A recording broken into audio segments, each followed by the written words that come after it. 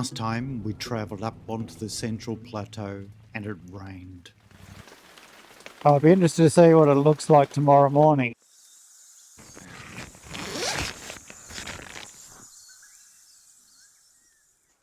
We'd been hoping for a sunny day. Good morning. Good morning. I think we're going to be disappointed this time around. No sun? It is pretty misty, low cloud, and it doesn't look like it's going to clear. Yeah. But it's You beautiful. never know in Tasmania. No. But I like the fog. It's really... You can see a little bit of the green trees and then white. And white. What have you found? Butterfly, a moth probably.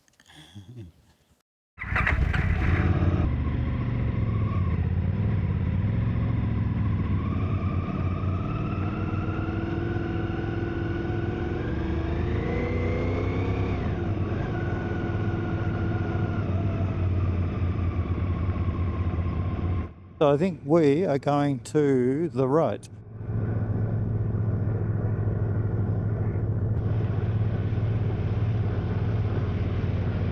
By the time we set off it was late, but we were hoping the ice on the roads had melted, and then we were heading back the way we'd come last night. So nice to see the sun. There's a little bit of sun coming out, yeah. So maybe. So that takes you through to D Lagoon. Yeah. That's the way we came in, I think. Yeah. So this is new then. Dead centre of Tasmania, geographical centre at least. We travelled this way a couple of months ago in slightly better weather and had stopped to check it out, but this time we were looking for a gravel side road called 14 Mile Road. Still no sign of 14 Mile, and we're heading ever further away from home. There's a track going off, but I haven't got a name yet. Yeah. We were crossing the Nive River, which unknowingly we'd follow in one form or another for the rest of the trip back to Hobart. This is our, maybe we better stop and have a look. That's 14 Mile Road coming up. Is it? Yeah. Does it say that? Yeah. Okay, excellent. That is good. This one.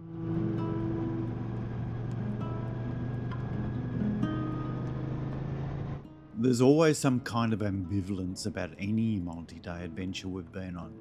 For much of the trip you're on a kind of journey of discovery. You don't know what the day is going to hold or where you'll spend the night. But then, suddenly on that final day, things change and it's kind of hard to retain the spirit of adventure. You know where you're going to spend the night. We were heading back to Hobart, but we still hadn't decided how to get there.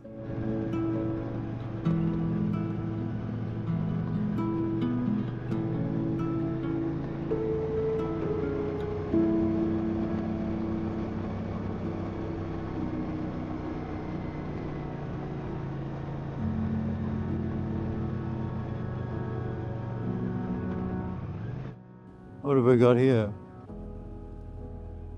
There's the pipeline for the hydro. Ooh, well, that's huge. This is actually a wooden pipeline, and we hadn't realised it at the time, but it seems to feed water from the Laughing Jack area over into the Bronte Lagoon and then onto Brady's Lake and beyond, where we'd spent the night. Hey Cardo, radio off. I don't know why Cardo does that. It seems to decide now is the time for radio and we need to turn it on. It's probably too boring, whatever it is from us. So I think we can assume this is 14 miles long, this road. Can we? There seems to be some controversy about the name. Some say it's a reference to the length of the road, and others say it refers to a 14th mile marker past some long forgotten point.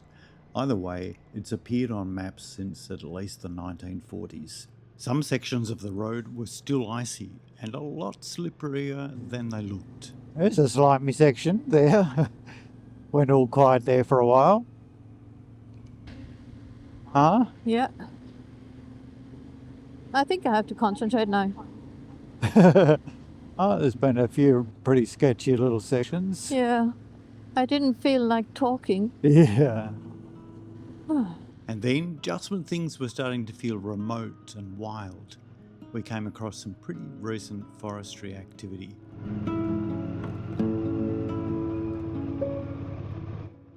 Why? You wonder why you need to cut down all of them. Yeah, and then burn them.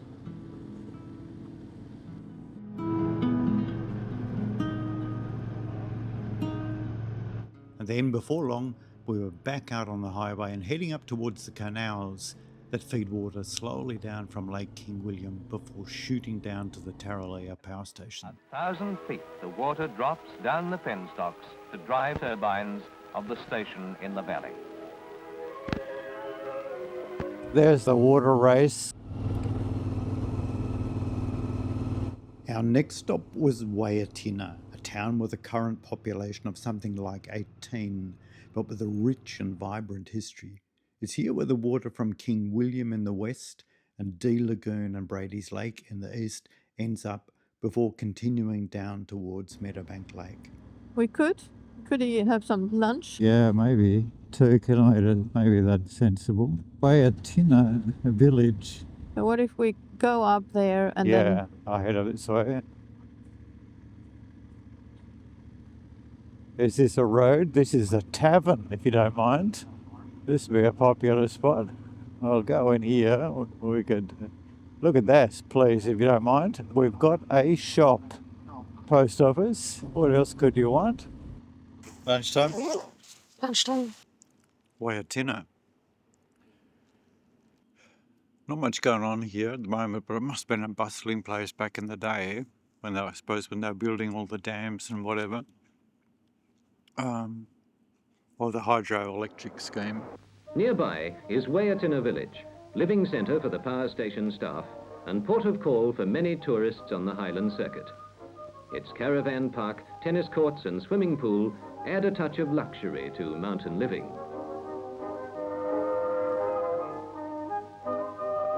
It's got a pub that opens at 4, if we were to hang around for that. It's got a shop, doesn't seem to be open. BMX track, all mod cons.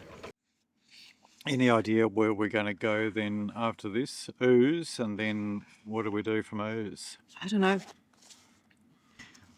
Need to check the map and see what we could do. It'd be nice to get, not just to go on the highway. I don't want to go on the highway, but nothing too difficult for today.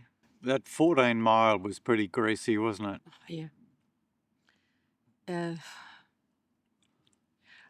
Yeah, it's really hard for me. I have to concentrate the whole time. Can't talk, which is probably not. It is a blessing. No, but yeah, I noticed that the bike is really great. But because when I am stiff, then the bike feels stiff too. So Yeah. or it feels that there is If you something tense wrong. up, then things start to go wrong, I guess. Yeah, but it doesn't. I mean, nothing happened. But Yeah. it's just this constant worry Swim. that something could happen. Yeah. But yeah, it's a good bike. I love it. So I reckon if we head down to Ooze and then through Lake Meadowbank, Ellendale, that sort of thing, we'll have a few more options then. All right, Wayatinah, thank you very much. Nice place to have lunch. Let's get ourselves back out onto that lake highway. There's our BMX track again. That's pretty cool. We were back out on the lake highway with some road miles ahead of us.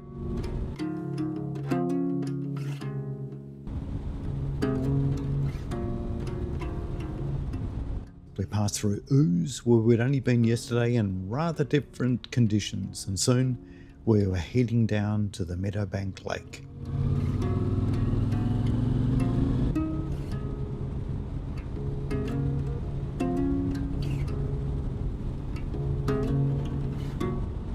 We'd followed the flow of water from our campsite at Brady's Lake down to the bridge and would continue following it all the way through to Hobart.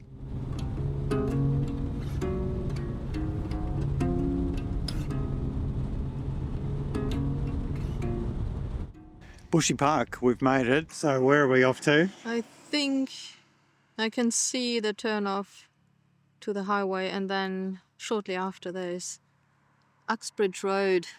I think that's the one we'd like to be up.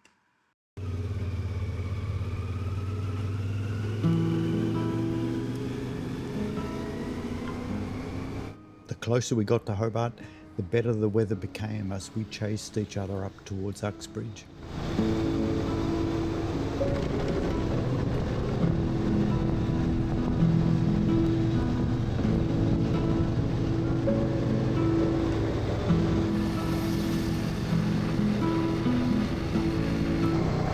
I think our turn off is coming. Yeah.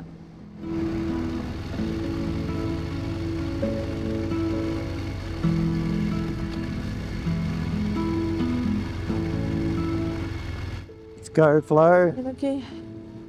900 cc's. Yeah.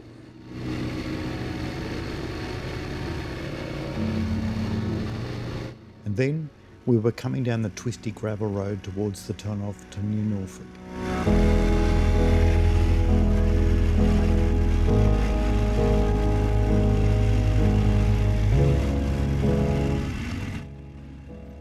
Okay.